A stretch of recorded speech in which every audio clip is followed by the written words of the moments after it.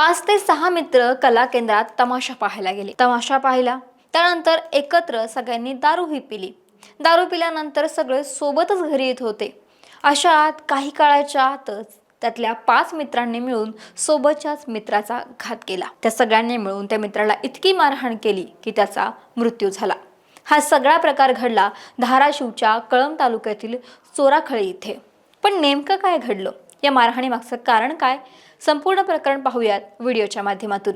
नमस्कार, मी अक्षता आणि तुम्ही पाहताय सकाळ. केज तालुक्यातील साळेगाव येथील 37 वर्षीय सतीश मुंडे 12 फेब्रुवारीला कळंब तालुक्यातील चोराखळे येथे महाकाली कला केंद्रात तमाशा म्हणजेच बारी पाहायला गेला होता.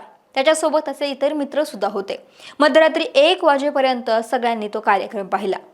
त्यानंतर या सगळ्या मित्रांनी मिळून दारू पिली. एकत्र दारू पिले, तमाशाला घेऊनही गेले. तमाशा पाहून परत साळेगावकडे येत असताना या मित्रांमध्ये वाद झाला.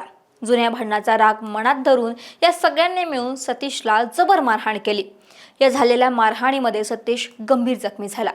पण जखमी झालेल्या सतीशला हॉस्पिटलला घेऊन जायचं सोडून या 5 जणांनी त्याला त्याच अवस्थेमध्ये त्याच्या घरी सोडलं. घरच्यांनी सतीशला पाहून त्यांच्या पायाखालची जमीनच सरकली.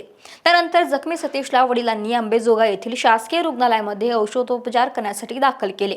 पण मारहाण इतकी गंभीर स्वरूपाची होती आणि मारहाणीमध्ये इतकं रक्त सतीशचं वाया गेलं होतं की त्याचा मृत्यू झाला.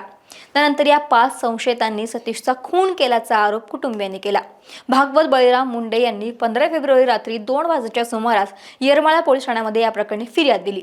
संशयितांनी सतीश मुंडे याला लाथाबुक्क्यांनी पोटावरती आणि छातीवरती बेदम मारहाण केली. या मारहाणीमुळे सतीशचा मृत्यू झाला. या प्रकरणी शेख अझमुद्दीन, शेख रौफ, संजय गीते, मधुकर इंगळे, दत्ता तोंडे या सगळ्यांना पोलिसांनी ताब्यात घेतले. या प्रकरणाचा येरमाळा पोलीस ठाण्यामध्ये 5 जणांविरुद्ध गुन्हा नोंद करण्यात आला असून या 5 जणांना अटक केली आहे. दरम्यान या घटनेमुळे धाराशिव जिल्ह्यातील कला केंद्रांचा मुद्दा पुन्हा एकदा चर्चेत आलाय.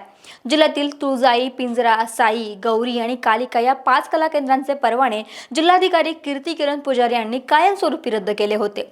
मात्र त्यापैकी काही आदेशांना विभागीय आयुक्तांकडून स्थगिती देण्यात आली होती. कागदोपत्री बंद असलेली काही कला केंद्रे छुप्या मार्गाने सुरू असल्याची चर्चा सध्या सुरू आहे आणि त्यातलं सध्या महाकाली कला केंद्र हे एकमेव सुरू असल्याचं सांगितलं जात असून या केंद्राचा परवाना रद्द करण्याचा प्रस्ताव पोलीस अधीक्षक रितू खोरर यांनी जिल्हाधिकाऱ्यांकडे पाठवलाय. मात्र यावरती अद्यापही अंतिम निर्णय झालेला नाही.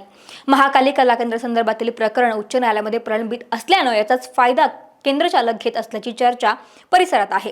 या घटनेमुळे बेकायदेशीररित्या सुरू असलेल्या कला केंद्रांवरती कारवाई करण्याची मागणी पुन्हा एकदा जोर धरू लागली असून प्रशासन काय भूमिका घेते याकडे सगळ्यांचे लक्ष लागले. महाराष्ट्रातील सर्व बातम्यांचे विश्वासार्ह व्यासपीठ सकाळच्या सर्व सोशल मीडिया प्लॅटफॉर्मला लाईक, फॉलो आणि सबस्क्राईब करा. तसंच सर्व नोटिफिकेशनसाठी बेल आयकॉन प्रेस करायला विसरू नका.